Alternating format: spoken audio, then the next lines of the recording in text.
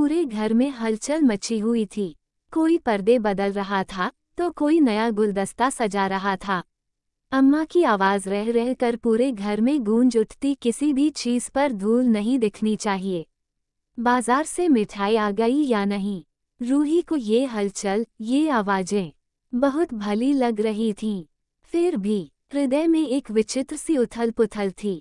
उसने द्वार पर खड़े होकर एक दृष्टि घर में हो रही सजावट पर डाली और फिर वह अपनी छोटी बहन अनाया को खोजने लगी। थोड़ी देर पहले तक तो वह उसी के साथ थी। उंगलियों के नाखून सजाते हुए अनन्या लगातार बोले जा रही थी, अब हाथ नहीं सजेंगे तो भला उनके सामने प्लेट बढ़ाती तुम्हारी उंगलियों पर ध्यान कैसे जाएगा जीजाजी का। रूही के दिमाग में पूरी घटना एक झटके में घूम गई। अनाया कैसे उसे चिढ़ाती हुई बोली थी, क्या दही बड़े बनाए हैं मैंने? आने दो, जरा सजावट में इतनी लाल मिर्च डालूंगी कि सीसी ना कर उठे हमारे होने वाले जीजाजी, तो कहना। रूही के मन में तो मीठी मीठी गुदगुदी हो रही थी, पर ऊपर से क्रोध का दिखावा कर वो उसे डांटती भी जा रही थी। चुप अनाया, अभी वे कौन लगते हैं हम दोनों के? हाँ भाई, अभी कौन लगते हैं? अभी तो केवल देखना दिखाना हो रहा है। फिर उसकी हथेलियां छोड़कर अनाया बोली, तू भी दीदी एकदम बोरिंग है। वही पुराना जमाना लिए जी रही है, अपना तमाशा बनवाना है। ये कहने के साथ ही वह अचानक स्तब्ध सी हो उठी, नजरें झुकाए एकदम कमरे से बाहर निकल गई। उफ, अब जाने कहाँ जाकर रो रही होगी पगली। रूही ने स्मृतियों को झटकते हुए सोचा। तभी बड़ी ताई दंदनाती हुई उसके कमरे में आ गईं। अनाया कहाँ है? पता नहीं, उसने कहा। हमें बता नहीं रही हो ना? उन्होंने होठ सिकोड़कर कहा। मैंने तो सुबह ही छोटी को कह दिया था कि अनाया को लड़के वालों के सामने ना आने देना। लेकिन ताई, रूही ने टोकना चाहा, लेकिन कुछ नहीं। उसके कारण तू कब तक भुगतती रहेगी? रूही का मन अवसाद से भर उठा। पता नहीं ताई की बात में कितना सत्य है। अनाया की एक छोटी सी भूल क्या उसके साथ साथ पूरे घर के लिए भी दुखों का पहाड़ बन गई है? रूही की आंखों में अनाया की मस्तमौला छवि घूम गई। बचपन से ही अलमस्त हिरनी की तरह कुलांचे भरती, झूठे आडंबरों के विरुद्ध ऊंची ऊंची आवाज में बहस करती अनाया। जीवन के प्रति उसका अलग दृष्टिकोण, शायद उसी ने उससे वह भूल करवा दी जिसका पछतावा उसके जीवन से सारी उमंगें ही छीन ले गया। कुछ देर को वह सब भूल भाल कर खुश भी हो लेती है तो ताई या माँ सरीखी महिलाएं उसे फिर से वही पुरानी बातें याद दिला देती हैं और वो फिर से दुख के सागर में डूब जाती है। रूही को तैयार कराने की जिम्मेदारी ताई की बड़ी बहू पर थी। इस बीच रूही ने कई बार अनाया के बारे में जानना चाहा, पर हर बार उसे टाल दिया गया। वो समझ गई माँ ने अनाया को एकांत में बैठने का आदेश दे दिया होगा ताकि वह लड़के वालों के सामने ना पड़ने पाए। लड़के वाले आ चुके थे और गहमागहमी बढ़ गई थी। सबके चेहरों पर रूही के पसंद किए जाने की चिंता से ज्यादा शायद अनाया का डर व्याप्त था। कहीं इन लोगों को भी भनक न लग जाए कि लड़की की छोटी बहन अपने प्रेमी के साथ घर से भाग गई थी। हाँ, यही शब्द तो सब दोहराते हैं, घर से भाग गई थी। कितना भद्दासा लगता है ये सब। क्या उस समय कोई भी अनाया के हृदय में झांकना चाहता था? क्या बीतती होगी उसके मन पर? कैसी कोमल उमंगों के साथ सारे आडंबरों को अंगूठा दिखाती हुई वह अपने प्रेमी के साथ ब्याह रचाने गई थी। वह भी इसलिए विवश हुई थी क्योंकि घर के सारे सदस्य एक अलग जाति के साथ उसका विवाह करने को तैयार नहीं थे। कैसे उसने अपने अरमानों का ख्याली चेहरा उस व्यक्ति के सिर बांधा होगा, सोचो। 4 साल पहले एक कॉमन फ्रेंड की पार्टी में दोनों मिले थे। समय के साथ साथ दोनों के बीच अच्छी दोस्ती हो गई। एक दूसरे के विचार और व्यवहार से प्रभावित होकर अमन और अनाया धीरे धीरे करीब आने लगे। अमन अपने माता पिता का इकलौता बेटा था। सौभाग्य से अमन के घर वाले इस रिश्ते के लिए मान गए थे, मगर अनाया के यहाँ स्थिति बिल्कुल उलट थी। अमन की दूसरी जाति की वजह से घर में कोई भी इस रिश्ते के लिए तैयार नहीं था। अनाया चीख उठी, क्या मैं अपनी पसंद के लड़के से शादी नहीं कर सकती? पापा ने गुस्से से उसकी ओर देखा।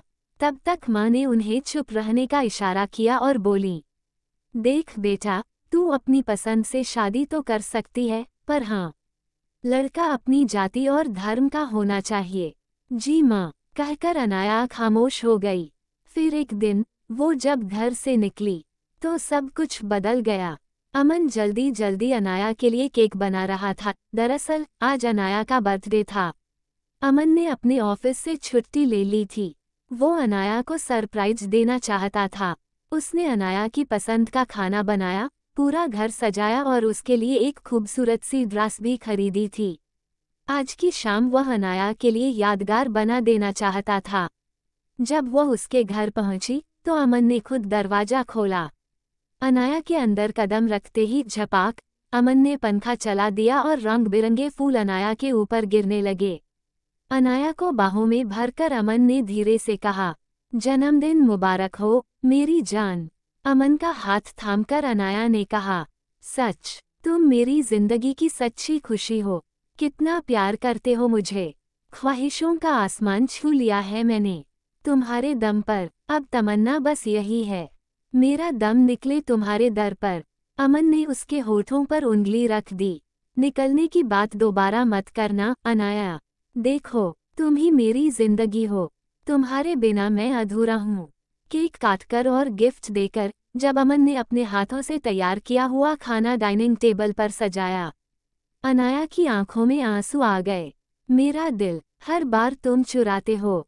फिर दूसरे दिन आर्य समाज मंदिर में चंद लोगों के समक्ष दोनों ने विवाह कर लिया। उधर हर तरफ अनाया की खोज शुरू हो चुकी थी। बात पुलिस तक पहुंच गई थी। जब वो अपने पति के साथ बाइक पर घर वालों से मिलने आ रही थी, तभी पुलिस की जीप उनके पीछे लग गई। अनाया जल्दी से सीधे घर पहुंचना चाह रही थी कि तभी धड़म, तेज रफ्तार के कारण एक भयानक दुर्घटना हो गई और वह अपने सारे सपनों, सारे अरमानों से हाथ धो बैठी। अनाया अपने पति के शव पर ढंग से रो भी न पाई थी कि उसे घरवाले जबरदस्ती पकड़ कर ले आए। अनाया के ससुर ने एक पत्र द्वारा अपनी बहू को घर ले जाने का अनुरोध भी किया, पर उसके माता पिता ने उस विवाह को मान्यता देने से इनकार कर दिया। 1 माह तक अनाया एकदम गुमसुम हो गई थी। तब चुपके रूही ही उसे समझाती थी, लेकिन घर के शेष सदस्य उसे इन सब से बाहर निकलने ही नहीं दे रहे थे। एक भूल कि उसे इतनी कठोर सजा मिलेगी, ये तो उसने कभी सोचा भी नहीं था। वो अपने ही घर में एक कैदी बना दी गई थी। पढ़ाई बंद, समाज की दृष्टि से छिपाकर उसे घर के कामों में लगा दिया गया। अभी उसकी बड़ी बहन कुंवारी थी।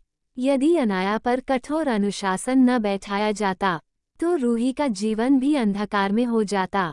हालांकि तमाम सावधानियों के बाद भी रूही के विवाह में निरंतर बाधाएं आ रही थीं। इसलिए अब लड़के वालों से अनाया को छिपाया जाता था। मेज पर कई प्रकार की मिठाइयाँ, नमकीन और मेवे सजाए जा रहे थे। ताई की बहू अतिथियों को शीतल पे पेश कर रही थी। ताई माँ और पिताजी लड़के वालों के सामने जमकर बैठ गए। अनाया को रसोई में चाय बनाने में व्यस्त कर दिया गया। थोड़ी ही देर में रूही चाय की ट्रे लेकर आई। उसकी दृष्टि जैसे ही उठी, सबकी निगाहें उसी पर टिक गईं। माँ और पिताजी की आंखें अतिथियों की नज़रों की टोह लेने में जुट गईं। मेहमानों में लड़का, उसके माता पिता, विवाहित बहन और छोटा भाई भी था। सभी उत्सुकता से रूही को देख रहे थे। जब रूही भाभी के साथ बैठक में आई तो सब उसकी पढ़ाई वगैरह के बारे में प्रश्न करने लगे, पर रूही से ज्यादा उत्तर ताई दे रही थीं। तभी अचानक जैसे धमाका हुआ। लड़के के पिता ने रूही से पूछा, बेटी, हमने सुना था कि तुम 2 बहनें हो। तुम्हारी छोटी बहन दिखाई नहीं दे रही। रूही घबरा गई। उसने एक बार माँ और पिताजी को देखा। ताई सहित सभी के चेहरों का रंग उड़ गया। पिताजी ने झट स्थिति संभालते हुए कहा, जी हाँ, वो बहुत शर्मीली है, रसोई में व्यस्त है। वाह, बहुत अच्छी चाय बनी है। लड़के के पिता बोले। शेष मेहमान मुस्कुराकर उनका साथ दे रहे थे। तभी लड़के की माँ बोल पड़ी, बुलाइए ना, उसे भी मिल तो लें। अब तो माँ, पिताजी और ताई मन ही मन पिताजी को कोसने लगे कि आखिर वो घड़ी आ ही गई जिसका डर था। सब एक दूसरे का मुंह देखने लगे, जैसे आंखों ही आंखों में पूछ रहे हों अब क्या करें। जाओ बेटी, पिताजी बोले, तुम बुला लाओ अपनी बहन को। आखिर अपने होने वाले जीजा जी से उसे भी तो मिलना चाहिए। उनकी इस बात पर घरवालों की आंखों में जहां ये संकेत पाकर चमक आ गई कि रूही उन्हें पसंद आ गई है, वहीं आगे क्या होगा ये सोचकर सबका सिर चकराने लगा। कुछ कहने से पहले ही रूही उठकर अंदर चली गई। उसकी आंखों में प्रसन्नता की लहर थी कि उसे पसंद कर लिया गया है। पीछे से ताई भी उठने लगी, पर लड़के की मां ने कहा आप बैठिए, वह ले आएगी। ताई को मन मारकर बैठना पड़ा। रूही ने अनाया को ये समाचार सुनाया, उसे शायद पसंद कर लिया गया है। सुनते ही अनाया की आंखों में खुशी के आंसू आ गए, पर बाहर जाने के नाम पर उसके मन में एक डर की लहर दौड़ गई। थोड़ी देर बाद लड़के की बहन जब भाभी के साथ वहीं आ गई, तो अनाया को बाहर आना ही पड़ा। माँ और पिताजी के चेहरों का रंग बुरी तरह उड़ चुका था, जैसे सुख हाथ में आते आते छिन रहा हो। अनाया को उन लोगों ने अपने बीच में ही बिठा लिया। लड़के की माँ ने हंसते हुए कहा, भाई, छोटी बहनें तो सबसे पहले बड़ी बहन के होने वाले पति को पसंद करने आती हैं। तुम तो अंदर ही छिपी बैठी थी। अनाया मुस्कुराई और गर्दन झुका ली, लेकिन उससे पहले एक भयभीत दृष्टि माँ पिताजी पर डाल ली। अब सब लोग रूही को छोड़कर अनाया से ही बातें करने लगे।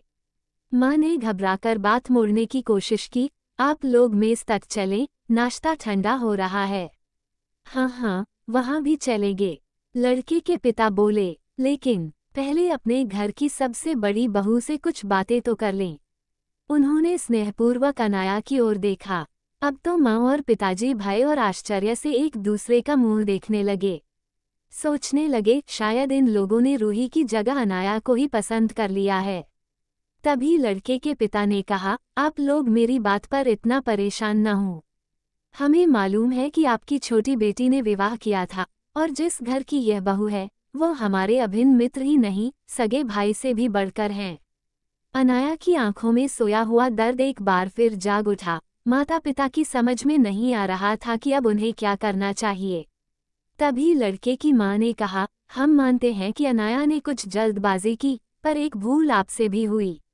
अगर उस सत्य को आप स्वीकार कर लेते तो उस घर का इकलौता दीपक इस तरह बुझने से शायद बच जाता। उन लोगों की आंखें नम थीं। लड़के के पिता बोले, जो हुआ सो हुआ। अब हम अपनी बहू को पूरी मान मर्यादा से लेने आए हैं। क्या मतलब? अचानक रूही के पिता ने चौंककर पूछा। अनाया के सिर पर हाथ फेरते हुए लड़के के पिता बोले, बेटी, तुम्हारा खोया सुख तो वापस नहीं दे पाएंगे, लेकिन दुख भी नहीं देंगे, कभी नहीं। हमारा छोटा बेटा यदि तुम्हें पसंद हो तो हम दोनों बहनों को एक ही दिन विदा करवा कर ले जाएंगे। अनाया ने धीरे धीरे पलकें उठाकर उधर देखा। एक सलोना युवक मंद मंद मुस्कुरा रहा था, जैसे इतनी घुटन के बीच शीतल हवा का झोंका उसकी राह में खुशियां बिखेरने को उत्सुक हो। अनाया ने माता पिता की ओर देखा और दुख व संकोच से गर्दन झुका ली। नहीं, अब कोई निर्णय वह स्वयं नहीं करेगी। मालूम नहीं फिर कौन सी भूल कर बैठे। लेकिन उसके माता पिता कदाचित अब अपनी सोच से बाहर निकल चुके थे। रूही के पिता ने उठकर लड़के के पिता के दोनों हाथ थाम लिए। हमें अपनी भूल का बहुत पछतावा है। माँ ने भी खुशी से आंसू पोंछते हुए कहा, हम अपनी दोनों बेटियों का रिश्ता आज ही करने को तैयार हैं।